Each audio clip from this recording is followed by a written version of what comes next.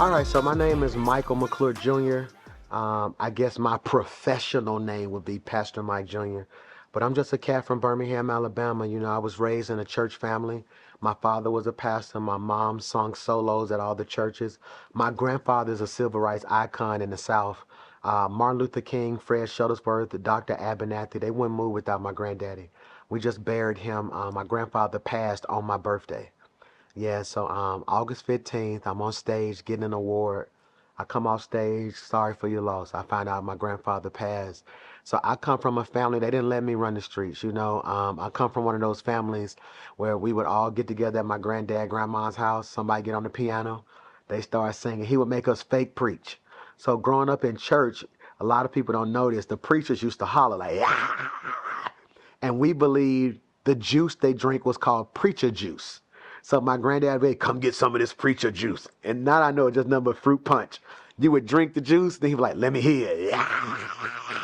So all I ever wanted to be, man, was a pastor. All I ever wanted to do was inspire people. Didn't really have much, you know, but we were happy. You know what I'm saying? I believe everything I went through as a child, everything I went through in my teens made me who I am, and I wouldn't change any of it for anything in the world. Growing up influenced me to preach, man. I never forget I'm riding on the back of my dad's truck. I'm finna date myself right here because y'all don't do this no more in this generation. If somebody had a pickup truck, you actually sat in the back. And I'm talking about on the freeway. We would be on the back just riding. They outlawed it now, man. I never forget we're headed to church on a Sunday morning. My dad had a Toyota truck. I knocked on the window. He would open a little window thing. Hey, what's up? I said, I think I just heard God tell me to preach. And my dad, I'd never get, he said to me, well, just keep being faithful. If he called you once, he'll call you back. And I never forget it, man. All I ever want to do is inspire people. You know, I would sit in church and see how the word would change people's lives. So I was that corny kid who would in Sunday school if somebody had to come do a summary. And I would get up, praise the Lord, saints.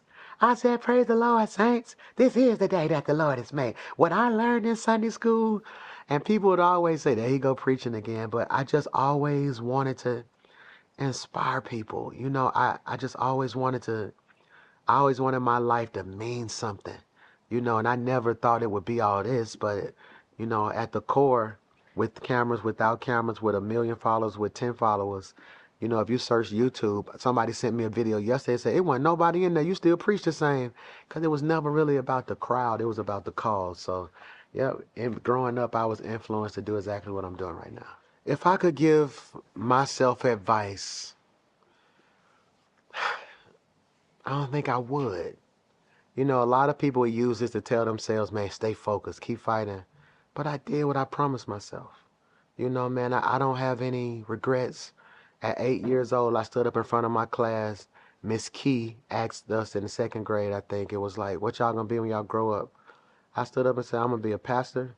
I'm gonna help a lot of people. I'm gonna sing songs. And everybody kind of laughed because, you know, everybody said fireman or a police officer, the NFL. This is the only thing I ever wanted to do.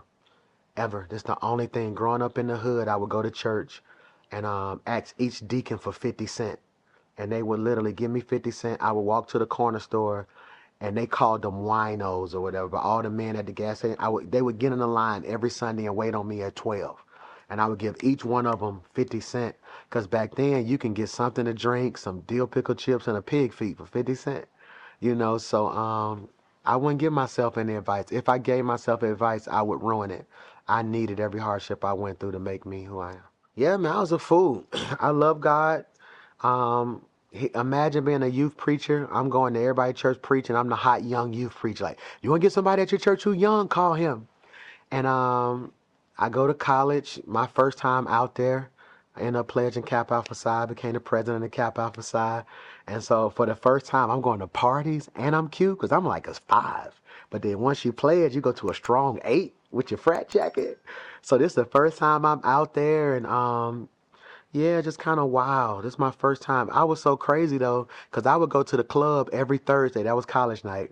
Then get in my car and drive back for church on Sunday, you know? So end up having a child out of wedlock, and that was a hard place for my parents. They had so many hopes in me, you know? So that was supposed to be the end of me, because you know how that is in church.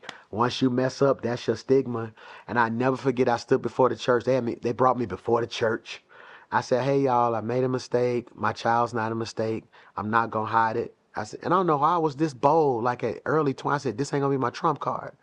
I said, I'm going to be everything God called me to be. And but I can remember that's the first time I thought about suicide. Because in my life, all I ever wanted to be was like a man of God. How can I be that now flawed? And in my head, I was like, okay, so does this mean I'm disqualified? Because, church can be so judgmental, and I'm like, whoa, it's over for me at 20? Like in my head, I'm like, bruh. And I never forget, I'm riding down the street and I start closing, I stepped on glass, start closing my eyes, heart beating fast. I was like, what am I doing? I sat on the side of Grant's Mill, just sat there.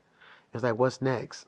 What's next? And so for me, that kid right there, his name is Xander. He graduates high school this year. Still, that's probably who was texting me then. Lives with me. Never was a shade on him. One of the best blessings in my life. But when you look at where I come from, child out of wedlock, bankrupt twice, foreclosed on our house, lived in an extended stay, rolling quarters every Friday to pay for it. And to this day, people be like, not only did you survive it, but the rate at which you talk about it. Because that's the gospel people need right now.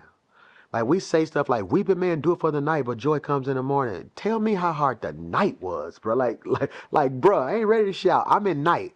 So for me, every chance I get, I'm not going to shout all my accolades. I'm not going to talk about my awards. I'm going to talk about all my wars. The places of my life where I discovered not just who I was, but who God was. And so when you see me, people be like, oh, I love your song Big. I was bankrupt when I sung Big. Like we ain't have nothing. Telling the whole world it's going to be big and I ain't got nothing. Oh, I got it. Didn't have it at all. But I just knew you have not, if you declare a thing, you'll see it. Speak those things that are not. So with my music, I would always just speak what I felt God was about to do. And I'm just proof that he'll do it. So wherever you are, whatever you're going through, the ugly seasons of your life. I'm in on this point. You can't have a message, spell message, put it on the screen, Message, boom. Now separate message right there, boom. Your message ain't nothing but your mess with age on it. And so for me, you have to go through that then so you can have something to talk about later. Hey, what's up, everybody? It's your boy, Pastor Mike Jr., and we're locked in. You're checking out 24/7 HH.